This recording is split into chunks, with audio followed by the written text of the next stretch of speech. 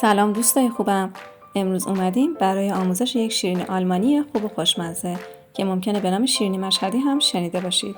بریم برای مواد لازم.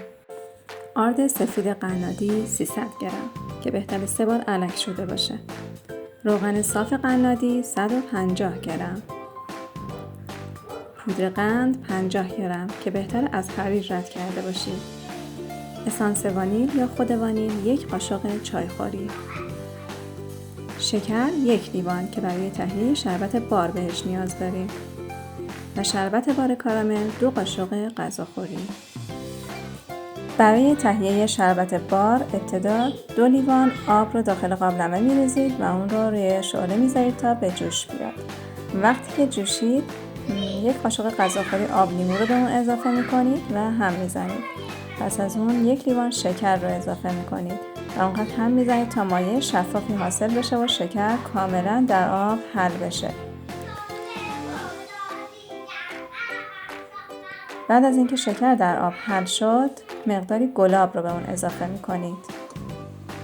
پس از اضافه کردن گلاب برای اینکه رنگ زرد زعفرانی به مایعمون بدیم مقداری زعفران رو هم بهش اضافه می‌کنیم و اون رو هم می‌زنیم و اونقدر هم می‌زنید تا به غلیظت مناسب برسه. بعد از اینکه آخرین قطره شربت داخل ملاقه کش آمد اونجا به غلیظت کافی رسیده و میتونید شربتتون رو از روی حرارت بردارید.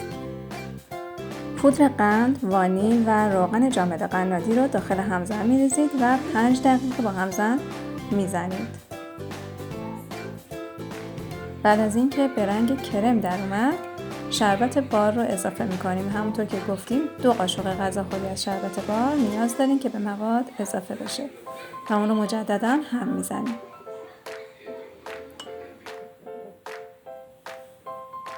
وقتی که به رنگ کاملا کرم در اومد آردمون رو با قاشق غذاخوری خیلی کم کم به مواد اضافه میکنیم.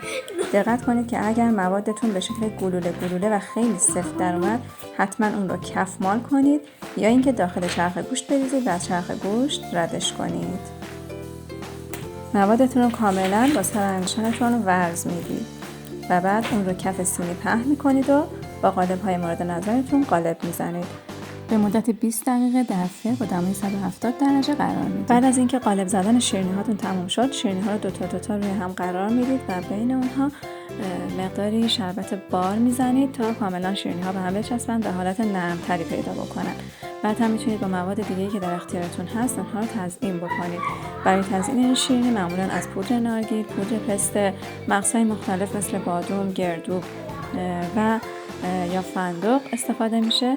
همینطور میتونید برای قسمت خالی شیرینیتون از بریلو استفاده بکنید که به رنگ‌های مختلفی در بازار وجود داره.